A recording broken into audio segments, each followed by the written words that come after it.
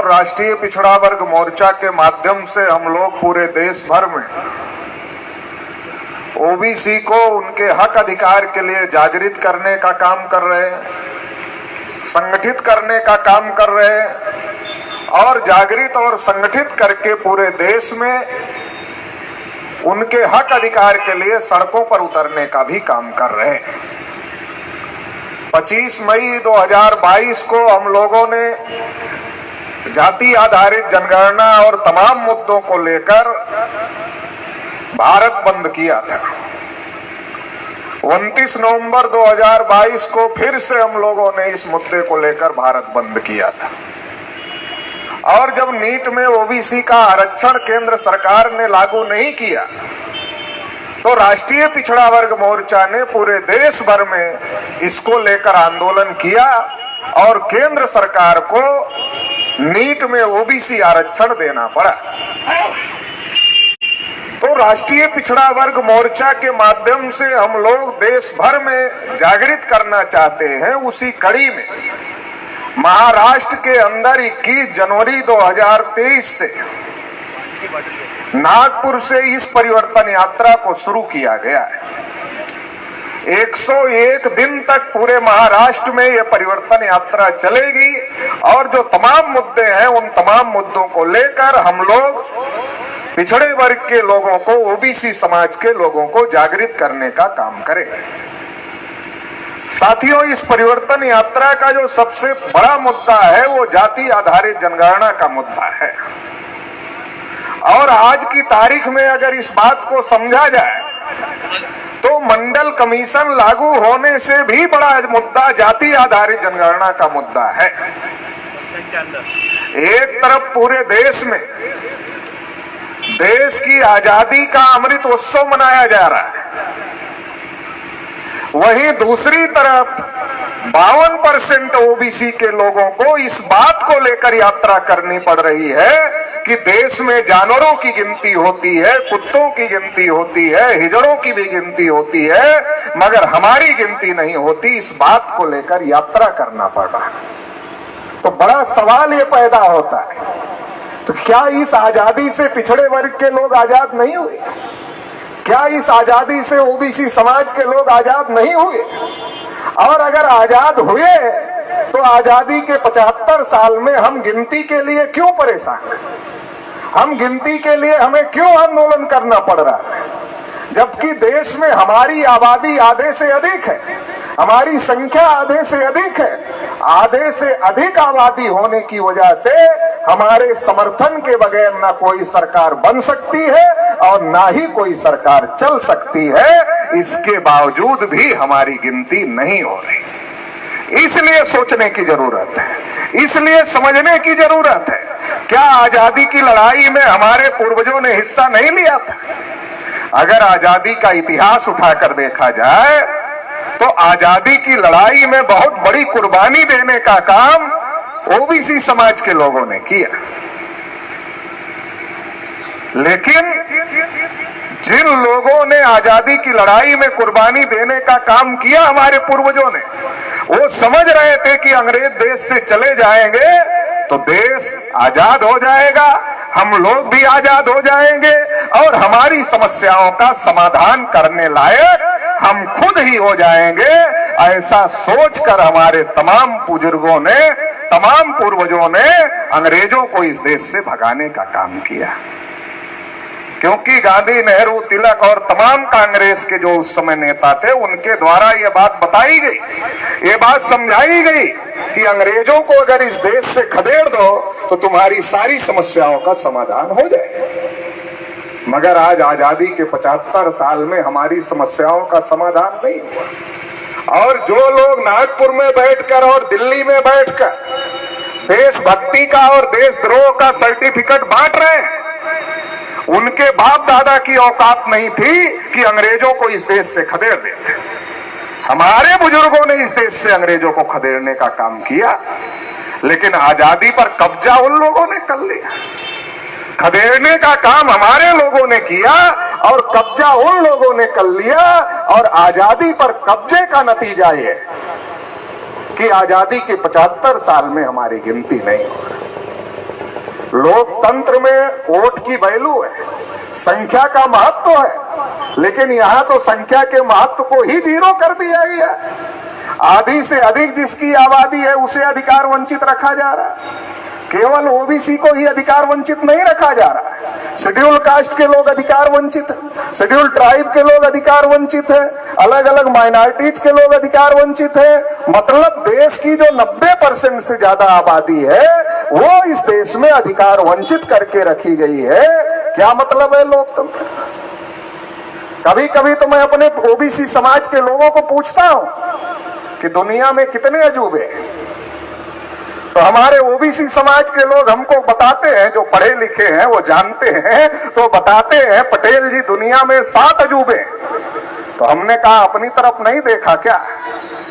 तो बोले अपनी तरफ क्यों देखें? तो हमने कहा दुनिया का 8वां अजूबा अगर कोई है तो देश का, भारत देश का ओबीसी समाज है, क्योंकि उसकी आबादी 52% का है और अगर आज की तारीख में उसकी गिनती हो जाए तो ये 60% से ऊपर चला जाएगा। इतनी बड़ी आबादी वाला, इस बात के लिए उसको संघर्ष करना पड़ रहा है लोकतंत्र में कि हमारी गिनती नहीं होती, जानवरों की होती है मगर हमारी नहीं होती। इस बात के लिए संघर्ष करना पड़ रहा है। क्यों करना पड़ रहा है?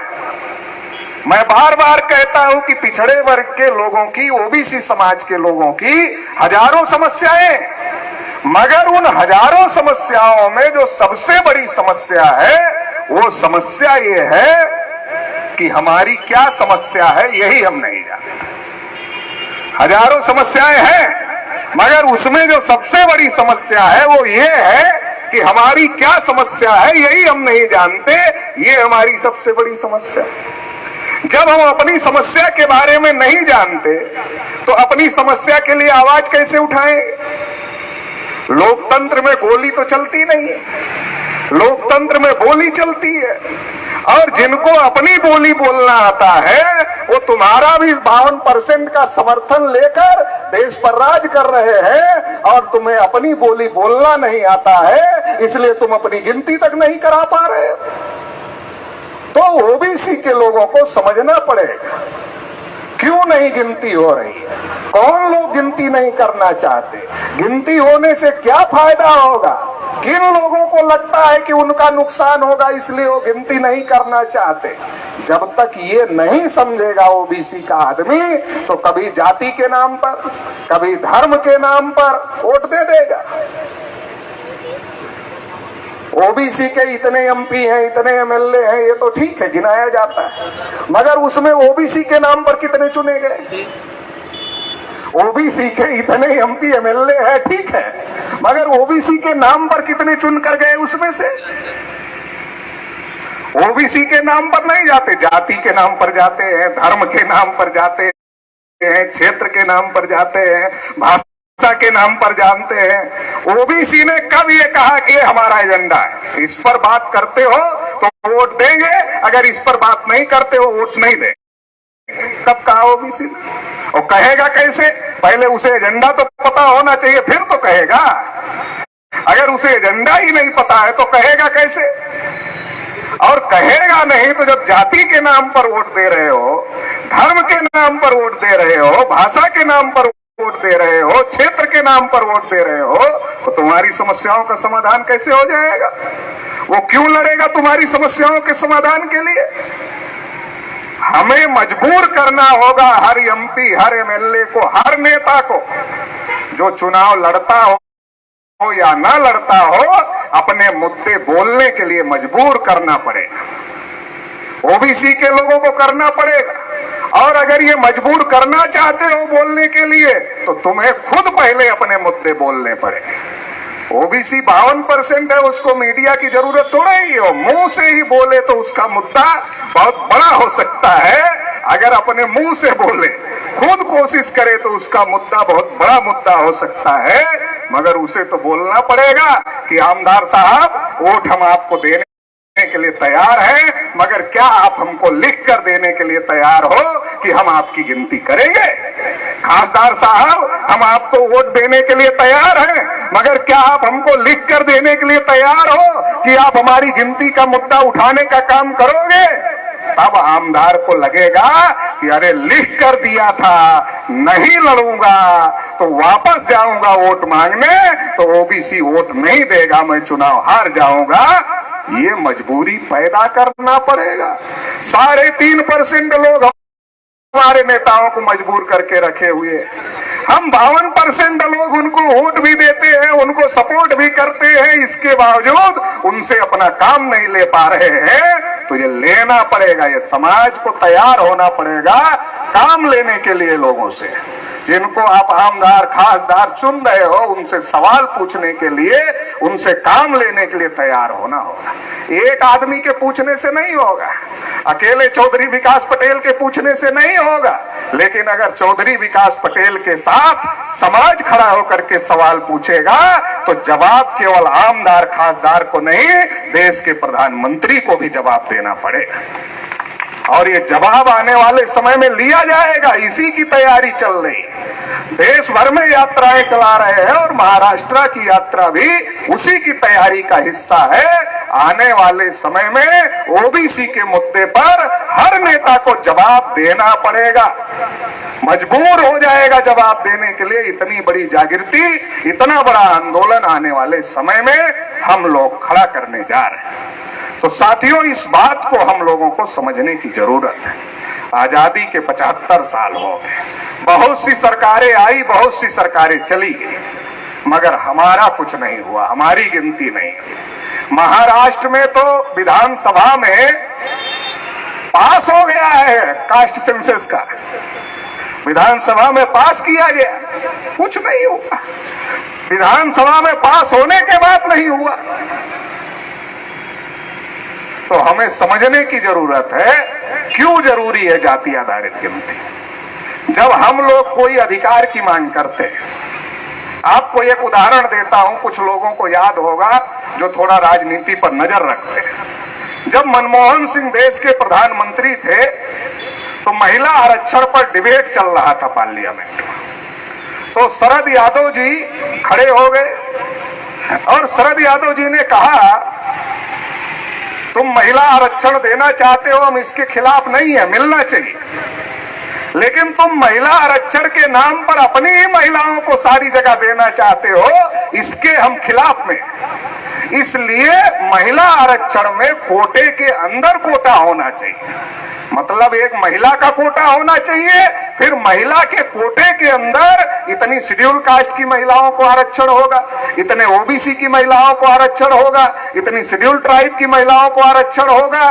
कोटे के अंदर कोटा लागू करो, हम इसके समर्थन में हैं। जब ये बात शरद यादव जी ने पार्लियामेंट में कही तो वीरप्पा मोइली कानून मंत्री थे, उन्होंने जवाब दिया और उन्होंने कहा, ओबीसी की महिलाओं को कैसे आरक्षण दिया जा सकता है? इनके तो आंकड़े ही नहीं है, इनकी तो गिनती नहीं है, कैसे आरक्षण दिया जा सकता है? अभी निकाय चुनाव का मामला महाराष्ट्र में फंसा हुआ है, यूपी में भी फंसा हुआ है, कई और राज्यों में फंसा हुआ है। क्यों फंसा हुआ? डाटा नहीं है। शेड्यूल कास्ट का नहीं फंसता, शेड्यूल ट्राइब का नहीं फंसता। क्यों? उनका डाटा है, हर 10 साल में आंकड़े कलेक्ट होते हैं, उनका डाटा है, उनका मामला नहीं फंसता, ओबीसी का मामला फंसता है। क्यों फंसता है? क्योंकि डाटा नहीं है। अच्छा, डाटा नहीं है, ये कोर्ट डाटा मांगता है गवर्नमेंट से, तो गवर्नमेंट कहती है डाटा नहीं है, डाटा नहीं है तो कोर्ट कहता है डाटा इकट्ठा करो। लेकिन जब जनगणना, सबसे बड़ा डाटा किससे इकट्ठा होगा? जनगणना से इकट्ठा होगा, मगर जनगणना नहीं की जाती। जब सरकार कहती है डाटा नहीं है तो हम कहते जनगणना कर लो, तो सरकार कहती है जनगणना नहीं कर सकते। कोर्ट कहता डाटा नहीं है, हम कहते हैं सरकार को ऑर्डर दे दो, हमारी गिनती हो जाए, कोर्ट कहता हम ऑर्डर नहीं दे सकते। मतलब डाटा नहीं है इसलिए अधिकार नहीं मिलेंगे और हम डाटा कलेक्ट भी नहीं करेंगे। डाटा नहीं है इसलिए अधिकार नहीं मिलेंगे और हम डाटा कलेक्ट भी नहीं करेंगे। ये षड्यंत्र देश में चल रहा है। इसे समझना पड़ेगा ओबीसी के लोगों को।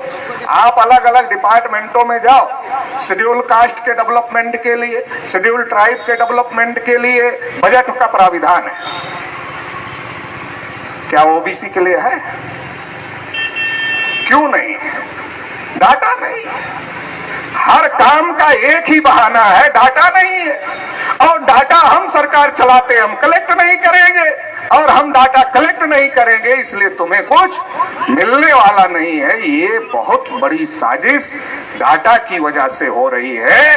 तो इसलिए जाति आधारित जनगणना ओबीसी के लिए बहुत ज्यादा जरूरी है। अगर उसको उसका हक अधिकार चाहिए तो जाति आधारित जनगणना बहुत ज्यादा जरूरी है। इससे भी बड़ी एक बात है, जो 3.5% के ब्राह्मण लोग 52% ओबीसी का हिंदू के नाम पर समर्थन लेकर के राज कर रहे हैं। वो हमारे गली मोहल्ले में आते हैं तो कहते तुम भी हिंदू, हम भी हिंदू, गर्व से कहो हम हिंदू हैं। एक एक मुसलमान 14 बच्चे पैदा कर रहे हैं। देश पर मुसलमानों का कब्जा हो जाएगा, सारे हिंदू इकट्ठा हो जाओ। जब वोट देना हो तो हमसे बड़ा वाला हिंदू कोई नहीं, चंदा देना हो तो हमसे बड़ा वाला हिंदू कोई नहीं, और अगर कहीं लड़ाई झगड़ा करना हो तब तो हम ही हिंदू है, वो तो 3 किलोमीटर पीछे रहते हैं। इन सब काम के लिए हम हिंदू हैं।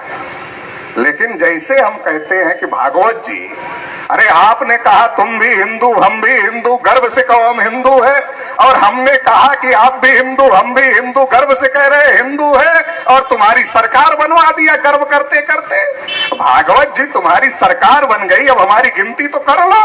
बोलते नहीं नहीं, तुम हिंदू नहीं हो, तुम्हारी गिनती नहीं हो सकती। जब हम अधिकार की बात करते हैं तो भागवत जी बोलते हैं कि हिंदू नहीं हो, और जब उनको वोट लेना होता है, सपोर्ट लेना होता है, तब वो कहते हैं नहीं हिंदू। समझना पड़ेगा ओबीसी के लोग। 3.5% जिनकी संख्या है उनका कब्जा विधायिका पर है, उनका कब्जा कार्यपालिका पर है, उनका कब्जा न्यायपालिका पर है, उनका कब्जा मीडिया पर है, उनका कब्जा देश के तमाम संस्थानों पर है, जिनकी संख्या 3.5% है। लोकतंत्र, बाबा साहब अम्बेडकर ने संविधान लिखा, सबको एक वोट एक बैलू कर दिया। अगर भागवत जी वोट डाले तो एक ही गिना जाएगा, और पाटिल साहब वोट डाले तो भी एक ही गिना जाएगा। ऐसा नहीं है कि पाटिल साहब का 1 गिना जाएगा और भागवत जी का 10 गिना जाएगा, ऐसा नहीं है, एक ही गिना जाएगा। बाबा साहब अम्बेडकर ने लिखा, 1 वोट 1 बैलू, 1 वोट 1 बैलू। 1 वोट की जितनी कीमत हर आदमी की उतनी ही कीमत है, किसी की अलग अलग कीमत नहीं है। तो संख्या किसकी ज्यादा है? जब सबका वोट बराबर है तो संख्या किसकी ज्यादा है? जो पीड़ित है, जो शोषित है, जिसके ऊपर अन्याय हो रहा है, जिसको अधिकार नहीं मिल रहा है, उसकी संख्या ज्यादा है। मगर राज कौन कर रहे हैं? जिनकी संख्या कम है। कैसे कर रहे हैं? हमारे लोगों को गुमराह करके कर रहे हैं, जाति के नाम पर आपस में लड़ाकर, धर्म के नाम पर लड़ाकर, हमारा सपोर्ट लेकर के राज कर रहे हैं। तो भागवत जी को क्या लगता है, अगर ओबीसी की गिनती हो गई इसका तो अलग अकाउंट खुल जाएगा। जब तक गिनती नहीं हो रही है तब तक तो 52% को हिंदू में जमा करके रखा हुआ है। अरे जैसे इसकी गिनती हो जाएगी तो ये ओबीसी नाम का अकाउंट खुल जाएगा, और इसको पता चल जाएगा अरे ये तो 60% है। बोलेगा हम 60%, तुम 3.5%, हम 60%, तुम 3.5% के पीछे पीछे चले। हम 60%, तुम 3.5%, हम 60% वाले, तुम 3.5% वालों के पीछे पीछे चले।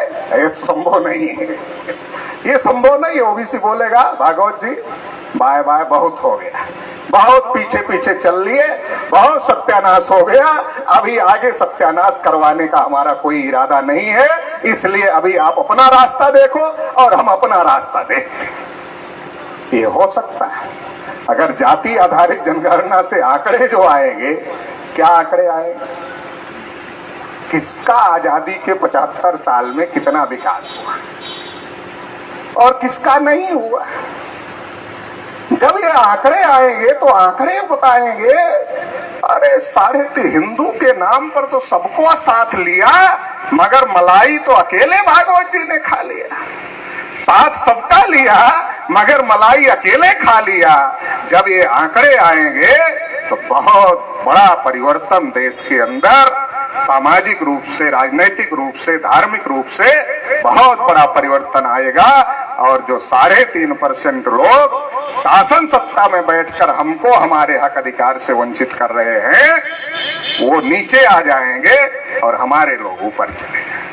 ये हमारे लोगों को समझ में नहीं आता, उनको समझ में आता, उनको समझ में आता, इसलिए वो पूरी ताकत लगाकर रोक कर रखे हुए हैं। कुछ भी हो जाए, 2011 में जो हम लोगों ने जाति जनगणना का मुद्दा उठाया, पार्लियामेंट कई दिन तक नहीं चलने दिया। ओबीसी के नेताओं ने कहा जानवरों की गिनती करते हो, हमारी नहीं करते, कैसे पार्लियामेंट चलेगी? नहीं चलने दिया ओबीसी के नेताओं ने। मनमोहन सिंह ने कहा करेंगे, लेकिन मुद्दा डाइवर्ट करने के लिए क्या किया? बाबा रामदेव को सामने लाया, अन्ना हजारे को सामने लाया और भ्रष्टाचार विरोधी आंदोलन शुरू कर दिया, ताकि जाति आधारित जनगणना का मुद्दा दब जाए। उसको दबाने का काम किया, तो वो बार बार दबाने का काम करते हैं, हम बार बार उठाने का काम करें। वो बार बार दबाने का काम करते हैं, हम लगातार उठाने का ही काम करेंगे, तो कब तक वो दबाते रहेंगे? तो हमें अपनी बात बोलनी होगी, हमें अपनी आवाज उठानी होगी। अगर हम अपनी बात बोलेंगे तो लोकतंत्र में हमारी बात सुनना सबकी मजबूरी होगी, क्योंकि संख्या हमारी ज्यादा है। हमारी बात सुनना सबकी मजबूरी क्यों है? क्योंकि संख्या हमारी ज्यादा है।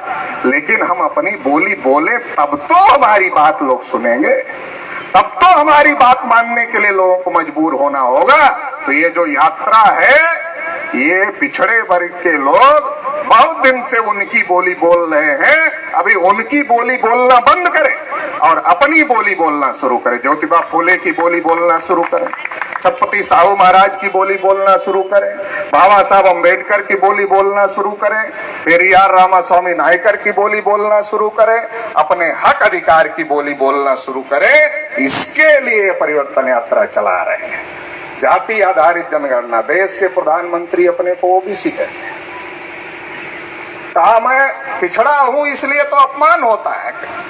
भाषण नहीं सुना था 14 के इलेक्शन में आप लोगों ने? 2014 के इलेक्शन में मोदी जी का भाषण याद होगा आप लोगों को कि मैं पिछड़े वर्ग का हूं, ओबीसी हूं, इसलिए मेरा अपमान होता है। हमारे लोगों ने सोचा यार अपना आदमी है, लोग अपमान कर रहे हैं, अपने आदमी को प्रधानमंत्री बना दो, अपना कल्याण हो जाए। बना दिया लोगों ने, बना दिया तो कुछ हो ही नहीं रहा। हमारे लोग राह देख रहे, कुछ होगा, कुछ होगा। अपने आदमी को प्रधानमंत्री बनाया तो कुछ करेगा। ये सोचते सोचते पता चला 2015 में जो 314 यूपीएससी पास किए हुए बच्चे थे, मतलब आईएएस की परीक्षा पास किए हुए बच्चे थे, उनकी नियुक्ति रोक दी गई। ओबीसी वाले सोच रहे थे कुछ करेंगे अपना प्रधानमंत्री। तो ये इंतजार करते करते 2015 में ओबीसी के 314 बच्चों को आईएएस बनने से रोक दिया। किया तो समर्थन में नहीं किया, विरोध में किया। 314 ओबीसी के बच्चों को रोक दिया, ओबीसी के बच्चों की स्कॉलरशिप बंद कर दिया। बजट में कोई पैसा ओबीसी के डेवलपमेंट के लिए नहीं। ओबीसी का प्रधानमंत्री, ओबीसी हम ओबीसी है और ओबीसी का प्रधानमंत्री होने के बावजूद नहीं। महाराष्ट्र की सरकार सुप्रीम कोर्ट गई थी, आप लोगों को याद होगा। किस बात के लिए गई थी? 2011 में जो सोशियो इकोनॉमिक सर्वे कांग्रेस ने किया था, वो जनगणना नहीं थी, वो भ्रम फैलाया गया एक जनगणना है। सोशियो इकोनॉमिक सर्वे किया था, उसके आंकड़े महाराष्ट्र सरकार ने कहा कि या तो ये आंकड़े पब्लिश कर दो, जो 2011 के आंकड़े हैं, या तो पब्लिश कर दो, या तो अगली जनगणना में ओबीसी की जाति आधारित जनगणना कर लो। तो सेंट्रल गवर्नमेंट ने सुप्रीम कोर्ट में एफिडेविट लगाया कि हम ना तो 2011 के आंकड़े पब्लिश करेंगे और ना ही अगली जनगणना में ओबीसी की जनगणना करेंगे। अब बड़ा सवाल ये खड़ा होता है, एक ओबीसी के व्यक्ति को ओबीसी के फायदे में काम करने में क्या परेशानी है? मान लो मैं ओबीसी हूं, मेरे हाथ से कोई ओबीसी का फायदा होता हो तो मुझे क्या दिक्कत है करने में? मोदी जी ओबीसी है, मोदी जी के हाथ से अगर ओबीसी का फायदा होने वाला है तो मोदी जी को स्वाभाविक रूप से कोई दिक्कत नहीं होनी चाहिए। लेकिन जब लगातार फैसले ओबीसी के खिलाफ में हो रहे थे तो बड़ा सवाल पैदा हो गया कि एक ओबीसी का व्यक्ति ओबीसी के खिलाफ में लगातार फैसले करता जा रहा है। कारण क्या है? कोई ना कोई तो कारण होगा अगर फैसले कर रहा है तो, चूंकि स्वाभाविक नहीं है। क्योंकि आप मूर्ख से मूर्ख आदमी के हाथ में अगर आप कुल्हाड़ी पकड़ा दो और कहो कि अपने पैर पर मार लो, तो महामूर्ख आदमी भी अपने पैर पर कुल्हाड़ी नहीं मारता है, क्योंकि उसको भी पता है कि अपने पैर पर अगर कुल्हाड़ी मारूंगा तो मेरा ही पैर कट जाएगा। तो मूर्ख से मूर्ख आदमी भी पैर पर कुल्हाड़ी नहीं मारता है।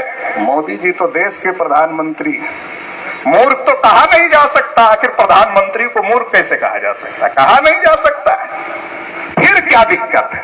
फिर क्या दबाव है? क्यों नहीं हो रही? जब पता किया गया इसके बारे में क्या कारण है, तो पता करते पता चला कि अरे ये तो आरएसएस के ब्राह्मण मोदी जी को रोके हुए हैं। मोदी जी को कहा तुम जाओ गंगा में आरती करना है, 1 घंटे के बजाय 1.5 घंटे करो, 1.5 घंटे में तुम्हारा नहीं समय पूरा होता है 2 घंटे करो, दोनों पैर पर खड़े होकर के करना है तो भी करो, एक पैर पर खड़े होकर करना है तो भी करो, गंगा में आरती जाकर करो, भाषण करो बीजेपी को जिताने।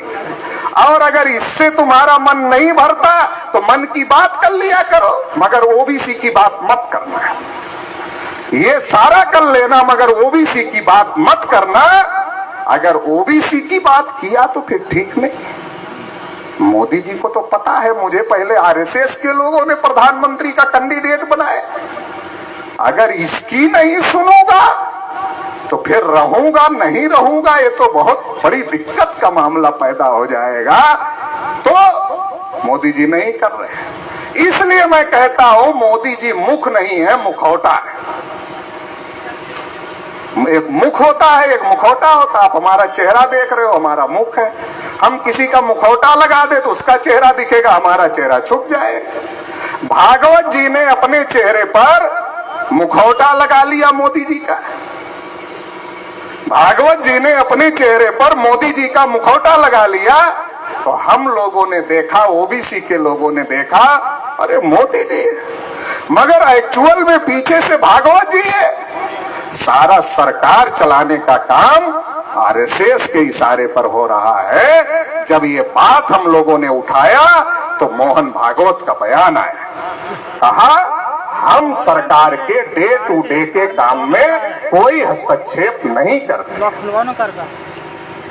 सही कहा भागवत जी ने, डे टू डे के काम में हस्तक्षेप नहीं करते। इतना फुर्सत कहाँ है भागवत जी को कि रोज रोज हस्तक्षेप करें? इतनी फुर्सत कहाँ है?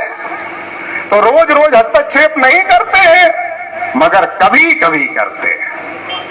रोज रोज नहीं करते हैं मगर कभी कभी करते हैं। वो कब करते हैं? जब हमारी जनगणना का मामला आता है, जब हमारे आरक्षण का मामला आता है, जब हमारी संख्या के अनुपात में हिस्सेदारी का मामला आता है, शेड्यूल कास्ट के रिजर्वेशन का मामला आता है, शेड्यूल ट्राइब के रिजर्वेशन का मामला आता है, माइनॉरिटीज का कोई इशू आता है। जब ऐसा कोई इशू आता है तब हस्तक्षेप होता है, रोज रोज नहीं होता है।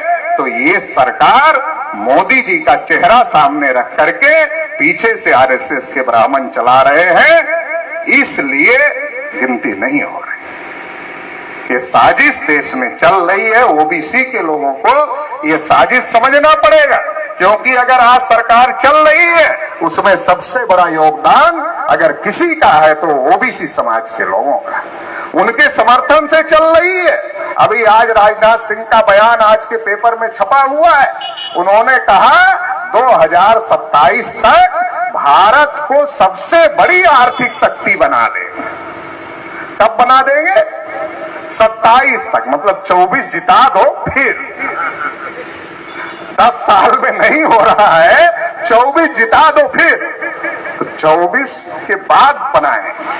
तो कैसे बनाए? अडानी कितने बड़े उद्योगपति बन गए, और एक तरफ किसान आत्महत्या कर रहा है, मजदूर आत्महत्या कर रहा है, नौजवान आत्महत्या कर रहा है, और अडानी दुनिया में इतने बड़े अमीर बन गए। तो 2027 तक क्या करेंगे? जितना जनता की प्रॉपर्टी है वो सब अडानी को दे देंगे। अब बोलेंगे अब देश सबसे ज्यादा आर्थिक उन्नति करेंगे। तो 14 में मोदी जी ने क्या कहा था? देश नहीं बिकने दूंगा। हमारे लोग देश से बहुत ज्यादा जुड़े हैं, ओबीसी के लोग देश के साथ हमारी भावनाएं हैं, क्योंकि देश हमारा है और हमारी भावनाएं हैं तो इसका मिसयूज करते हैं। कहा देश नहीं बिकने दूंगा। हमारे लोगों ने सोचा चलो मोदी जी आगे बिकते बिकते बचा लेंगे, नहीं तो बिक ही जाता, तो बचा लेंगे, तो प्रधानमंत्री बना दिया। और जब प्रधानमंत्री बन गए तो कसम खा लिया। क्या कसम खा लिया? देश नहीं बचने दूंगा। पहले कहा देश नहीं बिकने दूंगा, अब कहते हैं देश नहीं बचने दूंगा। एक एक चीज अडानी और अंबानी को देने का काम चल रहा है, बेचने का काम चल रहा है। अडानी अंबानी व्यवसायी हैं, व्यापारी हैं। कल अमेरिका की कंपनी बोलेगी अडानी जी जो चीज तुमने 200 करोड़ में खरीदा उसका हम 500 करोड़ तुमको देते हैं, दे दो हमको, दे देंगे। अरे अडानी जी को तो व्यापार करना है, ज्यादा मुनाफा जहां मिलेगा दे देंगे। तो इसका मतलब ये है कि भारत को विदेशियों के हाथों में बेचने की तैयारी चल रही है। और नारा क्या चल रहा है? देश नहीं बिकने दूंगा। नारा चल रहा, देश नहीं बिकने दूंगा, और अंदर से देश को विदेशियों के हाथों में सौंपने की तैयारी चल रही है। इतना बड़ा षड्यंत्र चल रहा है। और जब इतना बड़ा षड्यंत्र हो रहा है, एक एक चीज का निजीकरण हो रहा है, रोजगार खत्म हो गया है, नौकरियां खत्म हो गई है, ग्रेजुएट पोस्ट ग्रेजुएट लोग सड़कों पर घूम रहे हैं, उनके पास रोजगार नहीं है, ये स्थिति देश में पैदा हो गई है। तो ये स्थिति किसने पैदा किया और ये स्थिति क्यों पैदा हो गई है कि देश में जो मध्यम वर्ग पैदा हुआ, चाहे वो किसानी की वजह से मध्यम वर्ग पैदा हुआ, खेती की वजह से, चाहे वो नौकरी की वजह से मध्यम वर्ग पैदा हुआ, चाहे छोटे व्यवसाय की वजह से मध्यम वर्ग पैदा हुआ। ये मध्यम वर्ग हमेशा जब सरकारें गलत काम करती है तो उनको धरती पर पटकने का काम करता है, क्योंकि मध्यम वर्ग आत्मनिर्भर है, मजबूर नहीं है, आत्मनिर्भर है, खुद कमाता है, खुद खाता है, तो बदलने का काम करता है, परिवर्तन का काम करता है। तो ये लोग सोचते हैं अगर खेती किसानी खत्म हो जाए, 3 कृषि कानून क्यों लाए थे? खेती किसानी खत्म हो जाए तो मजदूर हो जाएंगे, जो किसान है वो मजदूर हो जाएंगे, निर्भर हो जाएंगे उद्योगपतियों पर। नौकरी खत्म हो जाएगी, वो भी निर्भर हो जाएगा पूंजीपतियों पर। व्यवसाय खत्म हो जाएगा, वो भी निर्भर हो जाएगा पूंजीपतियों पर। तो एक पूंजीपति होगा और एक मजदूर होगा। मजदूर नहीं होगा, वो मजबूर होगा, क्योंकि अभी मजदूरों के खिलाफ भी 3 कानून लाए गए। 8 घंटे की मजदूरी को 12 घंटे करने का काम किया गया। तो देश के 90-95% लोगों को देश में मजबूर बनाकर, मतलब गुलाम बनाकर रखने की साजिश देश में चल रही है। इस साजिश को समझने की जरूरत है। जब किसान आंदोलन कर रहे थे, किसानों के साथ समझौता हुआ था, एमएसपी गारंटी कानून लागू करेंगे। आप बताओ, आप जिस कुर्सी पर बैठे हो, ये कुर्सी का दाम कौन तय करता है? इसका मूल्य कौन तय करता है? जो बनाता है वो तय करता है। हम जिस माइक से बोल रहे हैं, इसकी कीमत कौन निर्धारित करता है? जो बनाता है वो निर्धारित करता है। हम जिस गाड़ी से आए हैं उसकी कीमत कौन तय करता है? जो बनाता है वो निर्धारित करता है। सवाल ये है, इस देश में जो बनाता है वो अपने सामान की कीमत निर्धारित करता है। आजादी के 75 साल में किसान जो चीज पैदा करता है उसको अपनी फसल का मूल्य निर्धारित करने का अधिकार क्यों नहीं मिला? क्या किसान आजाद नहीं है इस देश में? क्यों नहीं उसको अधिकार मिल रहा? अरे अधिकार तो छोड़ो, न्यूनतम समर्थन मूल्य नहीं मिल रहा है। मिनिमम सपोर्ट प्राइस देने के लिए गवर्नमेंट तैयार नहीं है। जब किसान मरेगा तभी तो जमीन अडानी को देगा। अगर किसान जिंदा रहेगा तो जमीन अडानी को नहीं देगा। जब किसान मरेगा अरे बोलेगा खेती में कुछ नहीं है, अरे दे दो अडानी को, तो खेती अडानी ले लेगा, जमीन अडानी ले लेगा। तो जब भारत के अंदर पैर रखोगे तो अडानी बोलेगा अरे कहां रख दिया, ये तो मेरी जमीन में रखा, जैसा मैं कहता हूं वैसा चलना। दूसरा पैर रखोगे तो अंबानी बोलेगा अरे कहां पैर रखा है, हमारी जमीन में रखा, जैसा मैं बोलूंगा वैसा करना पड़ेगा। इतना बड़ा षड्यंत्र देश के साथ चल रहा है। तो एमएसपी गारंटी कानून किसानों को लागू होना चाहिए। इसको लेकर भी हम लोग ये परिवर्तन यात्रा चलाने का काम कर रहे हैं। निजीकरण की वजह से चर्चा निजीकरण की हो रही, मगर एससी एसटी ओबीसी का रिजर्वेशन 0 हो रहा। एक तरफ हम रिजर्वेशन की लड़ाई लड़ रहे हैं, दूसरी तरफ निजीकरण में रिजर्वेशन 0 हो गया है। तो ये निजीकरण में रिजर्वेशन 0 हुआ तो ये उद्योगपति जो है ये सरकार की मदद से तो आगे बढ़ रहे हैं। और सरकार कहां से इनको पैसे की मदद कर रही है? सरकार जो हम लोग टैक्स देते हैं उससे ना मदद कर रही है।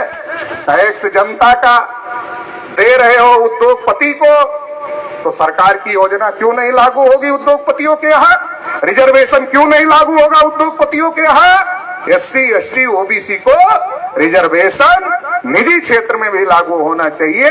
ये मुद्दा लेकर के भी हम लोग ये परिवर्तन यात्रा चलाने का काम कर रहे हैं, क्योंकि उद्योगपति अगर बढ़ रहे हैं, जनता का टैक्स का पैसा सरकार उनको लुटाने का काम कर रही, इसलिए बढ़ रहे हैं, नहीं तो नहीं बढ़ते। तो अगर वो जनता के पैसे से बढ़ रहे हैं तो जो सरकार की योजना है वो योजना वहां लागू होनी चाहिए, रिजर्वेशन लागू होना चाहिए। इसके लिए भी लड़ाई लड़ रहे हैं। अभी ईडब्ल्यूएस आरक्षण लागू हुआ, 10% दे दिया।